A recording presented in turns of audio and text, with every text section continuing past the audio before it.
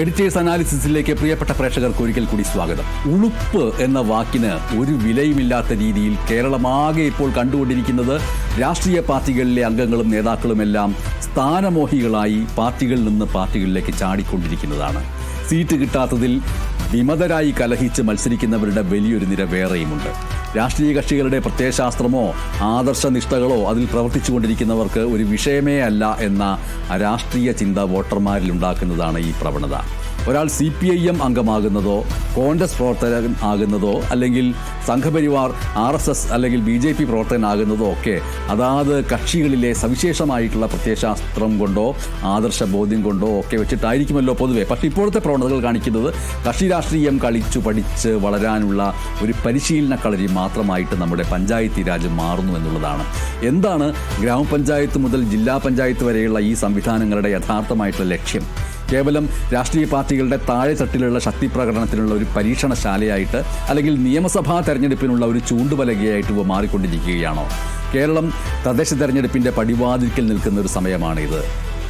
സംസ്ഥാനത്തൊട്ടാകെയുള്ള 1199 തദ്ദേശ സ്ഥാപനങ്ങളിലെ 23,576 വാർഡുകളിലേക്ക് 7,000-ലധികം സ്ഥാനാർത്ഥികളാണ് ഇപ്പോൾ മത്സരരംഗത്തുള്ളത്. സാധാരണഗതിയിൽ ലോക്സഭാ നിയമസഭാ തെരഞ്ഞെടുപ്പുകളേക്കാൾ വീറും വാശിയും ഈ തെരഞ്ഞെടുപ്പുകൾക്ക് ഉണ്ടാവാറുണ്ട്. അതിന് വ്യക്തമായിട്ടുള്ള കാരണങ്ങളുമുണ്ട്. ഒന്നാമതായിട്ട് സാധാരണക്കാർക്ക് എളുപ്പത്തിൽ മത്സരിക്കാൻ കഴിയുന്നു, ജനങ്ങളുടെ പ്രശ്നങ്ങളിൽ നേരിട്ട് ഇടപെടാൻ കഴിയുന്നു, അതിനുള്ളൊരു അവസരമാവുന്നു അത്. രണ്ടാമതായിട്ട് സംസ്ഥാന രാഷ്ട്രീയത്തിൽ ഈ തെരഞ്ഞെടുപ്പ് ഫലങ്ങൾ ചെലുത്തുന്ന സ്വാധീനം എന്ന് പറയുന്നതാണ്. അതായത് നിയമസഭാ തെരഞ്ഞെടുപ്പിൻ്റെ ഗതി നിർണ്ണയിക്കുന്നതിൽ ഈ തദ്ദേശ തെരഞ്ഞെടുപ്പിനുള്ള പങ്ക് നമുക്ക് അവഗണിക്കാൻ കഴിയില്ല. അതുകൊണ്ട് തന്നെ ഭരണത്തിൻ്റെ തുടർച്ച ലക്ഷ്യമിടുന്ന LDFും പ്രതിപക്ഷത്ത് നിന്ന് ശക്തമായിട്ടുള്ള തിരിച്ചുവരവ് ആഗ്രഹിക്കുന്ന UDFും കേരളത്തിൽ തങ്ങളുടെ സ്വാധീനം ഉറപ്പിക്കാൻ ശ്രമിക്കുന്ന NDAയും ഒരേപോലെ ഈ പോരാട്ടത്തെ ഗൗരവത്തോടെ കാണുന്നുണ്ട്. പക്ഷേ ഈ വാശിയേറിയ പോരാട്ടത്തിനിടയിൽ പഞ്ചായത്തി രാജിൻ്റെ അടിസ്ഥാന തത്വങ്ങൾ എവിടെയെങ്കിലും വഴിമാറിപ്പോകുന്നുണ്ടോ എന്നാണ് ചോദ്യമെങ്കിൽ വഴിമാറിപ്പോയിക്കൊണ്ടേയിരിക്കുന്നു എന്നാണ് ഉത്തരം. നമ്മൾ ഈ ഒരു വിഷയത്തെ ഒന്ന് വിശദമായിട്ട് നോക്കേണ്ടതുണ്ട്. ഈ തെരഞ്ഞെടുപ്പിൽ മുന്നണികളെ ഏറ്റവും കൂടുതൽ കുഴയ്ക്കുന്ന ഒരു വെല്ലുവിളി അത് വിമത ഭീഷണിയാണ്. തിരുവനന്തപുരത്ത് തലസ്ഥാന നഗരിയിലെ കോർപ്പറേഷൻ പോരാട്ടമായാലും മലപ്പുറം ജില്ലയിലെ ഗ്രാമപഞ്ചായത്തുകളായാലും വിമത ശല്യം ഒരു പകർച്ചവ്യാധി പോലെ പാർട്ടികളെ വേട്ടയാടിക്കൊണ്ടിരിക്കുന്നു. സ്ഥാനാർത്ഥി നിർണയത്തിലെ അനീതി ആരോപിച്ച് രായ്ക്ക് രാമാനം പാർട്ടിയിൽ നിന്ന് രാജിവെച്ച് എതിർ പാർട്ടികളിൽ ചേരുന്ന നേതാക്കളെ നമ്മൾ ഈ ദിവസങ്ങളിലൊക്കെ കാണുകയുണ്ടായി. പാനൂർ പോലെയുള്ള സ്ഥലങ്ങളിൽ മുസ്ലിം ലീഗിൻ്റെ പ്രാദേശിക നേതാവ് BJPയിലേക്ക് ചേക്കേറിയ അപൂർവങ്ങളിൽ അപൂർവമെന്ന് പറയേണ്ടി വരുന്ന എന്നാൽ സംഭവം കൊണ്ട് സാധാരണയായിരിക്കുന്ന ഈ ഒരു സംഭവം ഉണ്ടായിരിക്കും. ഇവിടെ ഏറ്റവും പ്രധാനപ്പെട്ട കാര്യം ഈ കൂറുമാറ്റങ്ങളോ കാലുമാറ്റങ്ങളോ ആദർശപരമായിട്ടോ രാഷ്ട്രീയമായ നയനിലപാടുകളിലുള്ള ഭിന്നത കൊണ്ടോ അല്ല സംഭവിക്കുന്നത് എന്നുള്ളതാണ്. ഇതിൻ്റെ എല്ലാം പിന്നിലെ പ്രേരകശക്തി നമ്മൾക്ക് എല്ലാവർക്കും അറിയാവുന്നതുപോലെ സ്ഥാനമാനങ്ങൾ ലഭിക്കാത്തതിലുള്ള അതൃപ്തിയും അധികാരക്കൊതിയും വ്യക്തിവിരോധവും ഒക്കെയാണ്. ഒരു പ്രാദേശിക തലത്തിൽ ഒരു വാർഡിലെ സ്ഥാനാർത്ഥിക്ക് ആഗോളതലത്തിലുള്ള ഒരു രാഷ്ട്രീയ മാറ്റത്തെക്കുറിച്ചോ ദേശീയ തലത്തിലെ നയങ്ങളെക്കുറിച്ചോ ആകാംക്ഷ കാണുന്നതിനേക്കാൾ തനിക്ക് കിട്ടേണ്ട പദവി, താൻ ചെയ്യേണ്ട ഭരണം എന്നിവയെക്കുറിച്ചായിരിക്കും കൂടുതൽ ചിന്ത. പക്ഷേ ആ ചിന്തയിൽ പോലും കക്ഷി രാഷ്ട്രീയത്തിൻ്റെ താല്പര്യങ്ങൾ മാത്രമാണ് മുന്നിട്ട് നിൽക്കുന്നത്. നമ്മൾ കാണുകയുണ്ടായി, ലോക്സഭാ തെരഞ്ഞെടുപ്പിൽ പോലും MP-മാർ പാർട്ടി മാറിയിട്ട് പോകുന്ന ചരിത്രം നമ്മുടെ മുമ്പിലുണ്ട്. ദേശീയ തലത്തിൽ ഉന്നതങ്ങളിൽ ഈ ഒരു കാലുമാറ്റം സാധാരണമാകുമ്പോൾ പിന്നെ പ്രാദേശിക തലത്തിൽ അത് സംഭവിക്കില്ല എന്ന് ശഠിക്കുന്നതിൽ അർത്ഥവുമില്ല. പക്ഷേ ഈ സംഭവങ്ങളെല്ലാം നമ്മെ കൊണ്ട് എത്തിക്കുന്ന ഒരു ചോദ്യമുണ്ട്. പ്രാദേശിക സർക്കാരുകൾക്ക് വേണ്ടിയുള്ള പഞ്ചായത്തി രാജ് സംവിധാനം കക്ഷി രാഷ്ട്രീയത്തിൻ്റെ കേവലമായിട്ടുള്ള ഒരു പരിശീലന കളരിയായി അധപ്പതിച്ചു പോയോ എന്നുള്ളതാണ് ചോദ്യം. ഇവിടെയാണ് ചരിത്രം പരിശോധിക്കേണ്ടത്.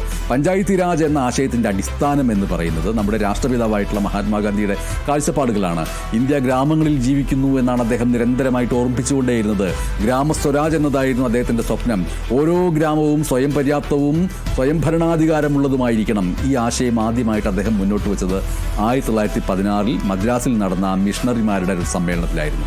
നമ്മുടെ ഭരണഘടനയുടെ മാർഗനിർദ്ദേശക തത്വങ്ങൾ, ഡയറക്റ്റീവ് പ്രിൻസിപ്പിൾസ്, അത് നോക്കുക. അതിൽ വ്യക്തമായിട്ട് പറയുന്നുണ്ട്, സംസ്ഥാനങ്ങൾ ഗ്രാമപഞ്ചായത്തുകളെ സംഘടിപ്പിക്കേണ്ടതും സ്വയം ഭരണകൂടമായി പ്രവർത്തിക്കാൻ ആവശ്യമായ അധികാരശക്തിയും പ്രവർത്തനാനുമതിയും അവയ്ക്ക് നൽകേണ്ടതുമാണ് എന്ന്. 1958 വന്ന ബൽവന്ത് റായ് മേത്ത കമ്മിറ്റി റിപ്പോർട്ട്. ആ റിപ്പോർട്ടാണ് ത്രിതല പഞ്ചായത്തുകൾ, അതായത് ഗ്രാമം, ബ്ലോക്ക്, ജില്ല എന്നിങ്ങനെയുള്ള ആശയം മുന്നോട്ട് വെച്ചത്.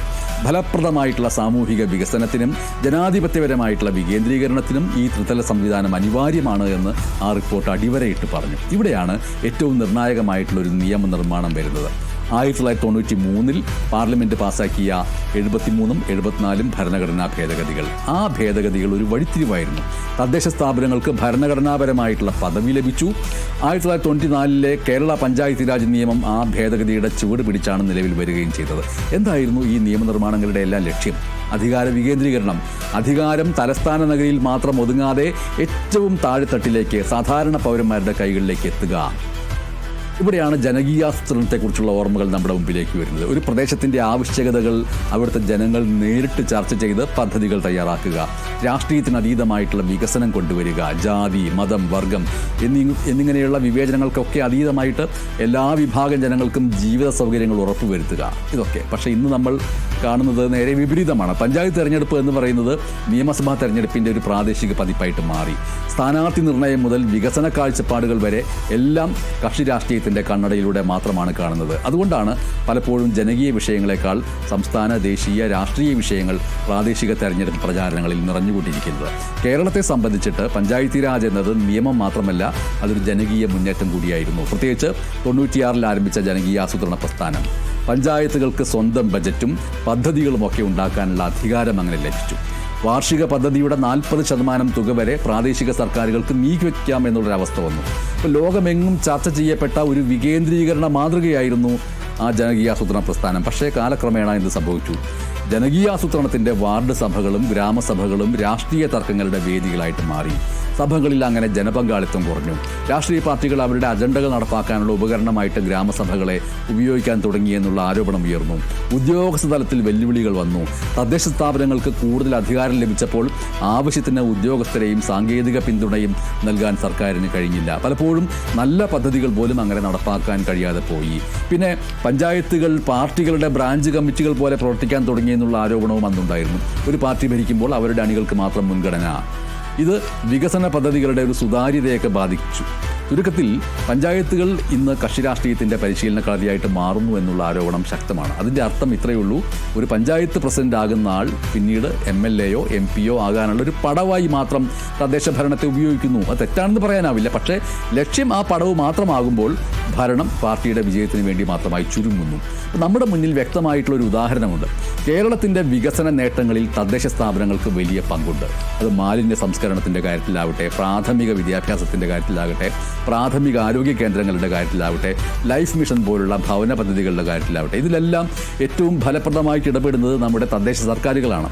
ഈ സ്ഥാപനങ്ങളുടെ പ്രാധാന്യം നശിപ്പിക്കാൻ കക്ഷി രാഷ്ട്രീയം അതിരുവിടുന്നത് അനുവദിക്കാൻ പാടില്ല. ജാതിയും മതവും രാഷ്ട്രീയവും ഒക്കെ മറന്ന് അടിസ്ഥാന സൗകര്യ വികസനം, ജലവിതരണം, റോഡുകൾ, കൃഷി ഇങ്ങനെയുള്ള ജനകീയ വിഷയങ്ങളെ മുൻനിർത്തിയായിരിക്കണം ഓരോ പഞ്ചായത്തിൻ്റെയും പ്രവർത്തനം എന്ന് പറയുന്നത്. ഇപ്പോൾ രാഷ്ട്രീയത്തിൻ്റെ അതിപ്രസരം നമ്മുടെ ഗ്രാമപഞ്ചായത്തുകൾ മുതൽ ജില്ലാ പഞ്ചായത്തുകൾ വരെയുള്ള സംവിധാനങ്ങളെ വിഴുങ്ങാൻ അനുവദിക്കാൻ പാടില്ല. ജനാധിപത്യത്തിൽ രാഷ്ട്രീയ പാർട്ടികൾ അനിവാര്യമാണ്. പാർട്ടികളില്ലാതെ തെരഞ്ഞെടുപ്പ് നടത്താൻ കഴിയില്ല. പക്ഷേ ഒരു തദ്ദേശ സ്ഥാപനം പ്രാദേശികമായി ജനങ്ങളുടെ ജീവിതം മെച്ചപ്പെടുത്തുന്ന ഒരു സ്വയംഭരണ സ്ഥാപനമായിരിക്കണം. അല്ലാതെ പാർട്ടി കമ്മിറ്റി ഓഫീസായിട്ട് മാറരുത്. സ്ഥാനാർത്ഥികളെ തീരുമാനിക്കുമ്പോൾ അവരുടെ പ്രാദേശിക പ്രതിബദ്ധത, ജനകീയത എന്നിവയ്ക്കാണ് കക്ഷി രാഷ്ട്രീയ താല്പര്യങ്ങളെക്കാൾ മുൻഗണന നൽകേണ്ടത്. വോട്ടർമാർ എന്താണ് ചെയ്യേണ്ടത്? അവർ ബോധവാന്മാരാവുക. വോട്ടർമാർ തദ്ദേശ തെരഞ്ഞെടുപ്പിനെ നിയമസഭാ തെരഞ്ഞെടുപ്പിൻ്റെ ഒരു റിഹേഴ്സലായിട്ട് കാണാതെ തങ്ങളുടെ വാർഡിൻ്റെയും ഗ്രാമത്തിൻ്റെയും വികസനം ലക്ഷ്യമിടുന്ന സ്ഥാനാർത്ഥിക്ക് വോട്ട് ചെയ്യണം. ഗ്രാമസഭകൾ സജീവമാകണം. ഓരോ പൗരനും ഗ്രാമസഭകളിൽ സജീവമായി പങ്കെടുത്ത് വികസന ചർച്ചകൾക്ക് രാഷ്ട്രീയ നിറം നൽകാതെ ഗുണപരമായിട്ടുള്ള ഇടപെടലുകൾ നടത്തണം. പഞ്ചായത്തി രാജിൻ്റെ അടിസ്ഥാന ലക്ഷ്യം എന്ന് പറയുന്നത് ജനാധിപത്യത്തിൻ്റെ വികേന്ദ്രീകരണമാണ്. ജനകീയ പ്രശ്നങ്ങൾക്ക് ജനകീയമായിട്ട് പരിഹാരം കാണുക എന്നുള്ളതാണ്. ഈ ലക്ഷ്യത്തിലേക്ക് നമ്മുടെ തദ്ദേശ സ്ഥാപനങ്ങളെ തിരികെ കൊണ്ടുവരാൻ കക്ഷി രാഷ്ട്രീയ താല്പര്യങ്ങൾ മാറ്റിവെച്ച് വികസനത്തെയും ജനക്ഷേമത്തെയും മുൻഗണനയായി കാണാൻ രാഷ്ട്രീയ പാർട്ടികൾ തയ്യാറാകണം. എങ്കിൽ മാത്രമേ പഞ്ചായത്തി രാജ് കക്ഷി രാഷ്ട്രീയത്തിൻ്റെ പരിശീലന കളരി എന്ന ചീത്തപ്പേര് മാറ്റിവെച്ച് യഥാർത്ഥത്തിൽ ജനങ്ങളുടെ സ്വയം ഭരണകൂടമായി മാറാൻ കഴിയുകയുള്ളൂ. നന്ദി.